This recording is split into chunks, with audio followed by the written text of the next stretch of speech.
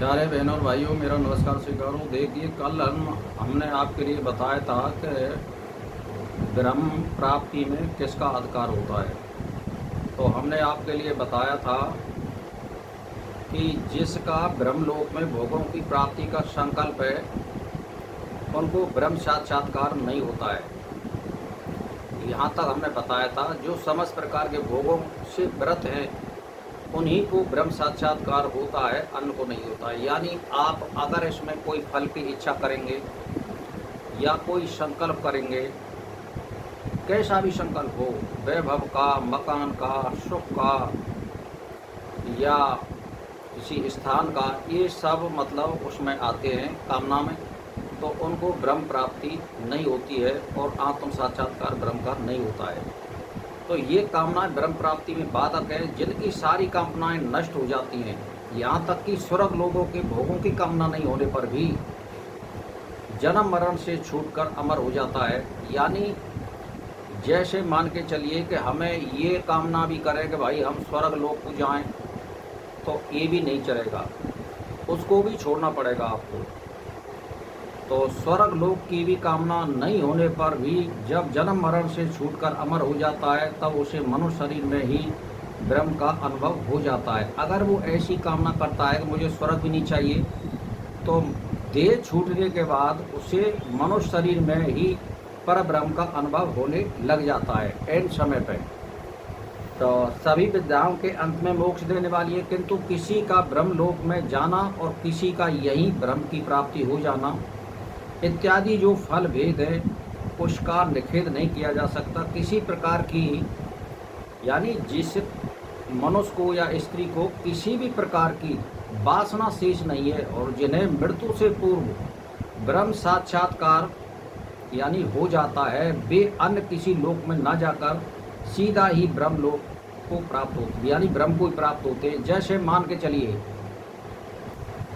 एक आपने कोई रॉकेट देखी होगी, उसको चलाने के बाद वो बहुत दूर जाती है आकाश में।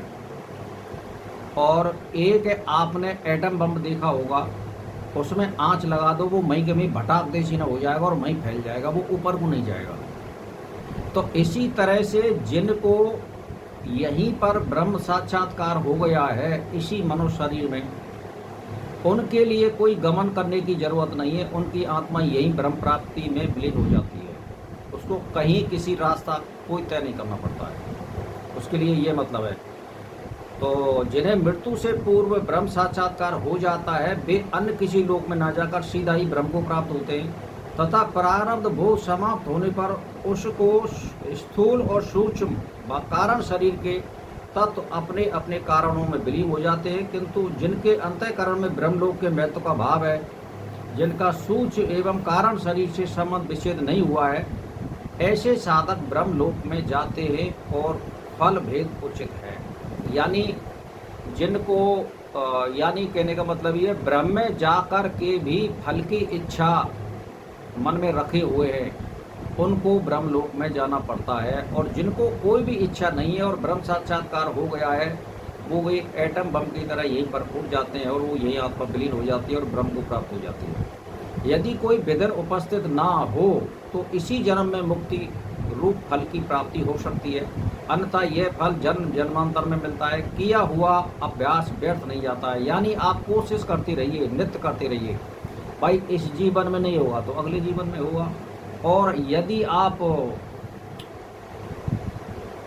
यानी लगातार और दीर्घकाल और निरंतर और एक ही समय पर ध्यान पूजन करते हैं और कोई इच्छा नहीं रखते, तो एक ही जीवन में मुक्ति होना आज के ज़माने में संभव है, कहने का मेरा मतलब ये। और ज़्यादा अगर कोई पाप किसी के हों तो मैं नहीं कह सकता।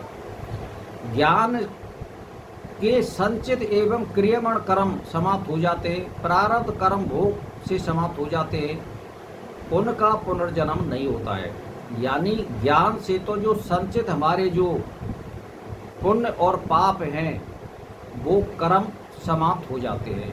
और यानी प्रारब्ध जो हम वर्तमान में जो भोग रहे हैं, इनसे प्रारब्ध के भोग खत्म हो जाते हैं, तो उनका पुनर्जन्म नहीं होता है। ज्ञान प्राप्ति के बाद पुण्य और पाप दोनों नष्ट हो जाते हैं, जिससे वह पर ब्रह्म को प्राप्त हो जाता है। ब्रह्मलोक की प्राप्ति कर्मों का फल नहीं है, बल्कि कर्म क्षय से प्राप्त होती है वह ज्ञान का ही फल है।